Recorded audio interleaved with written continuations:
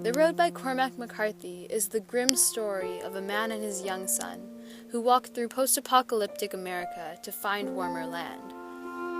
With a pistol and whatever they could carry, they endure the cold gray wasteland their country has become, and the lawless bands that kill whoever they find.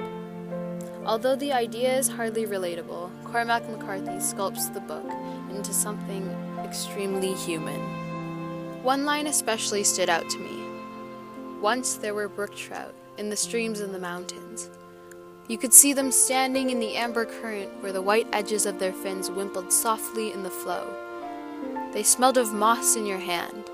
On their backs were vermiculate patterns that were maps of the world and its becoming. Maps and mazes, of a thing that could not be put back, not be made right again. In the deep glens where they lived, all things were older than man, and they hummed of mystery.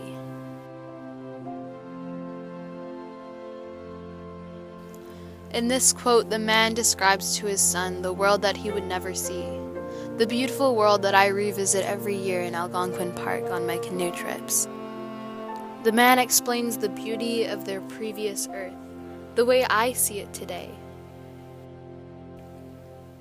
After this spark, I continued to explore the characters' experiences with mine during my canoe trips, and found that we have a lot more in common than I originally thought. For instance, the way we spend our days. On our canoe trip, we constantly traveled from site to site, working hard, always moving, and in touch with our surroundings. Much like our days, McCarthy wrote, "He woke before dawn and watched the gray day break, slow and half opaque. He rose while the boy slept, and pulled on his shoes, and wrapped in his blanket, he walked out through the trees." What really stuck with me from this book was how minimalistic and mortal the mood was. In Algonquin, everything feels so simple and raw, much like the motif of McCarthy's writing. There's no sense of time. We eat when we're hungry, sleep when we're tired, and we just keep moving. Also, like the man and the boy, we're in tune with our surroundings and appreciate the little things.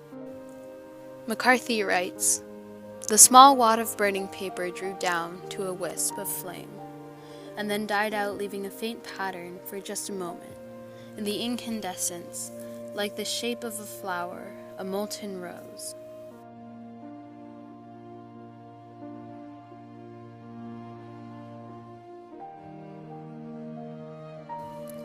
In Algonquin, you're isolated from anyone else.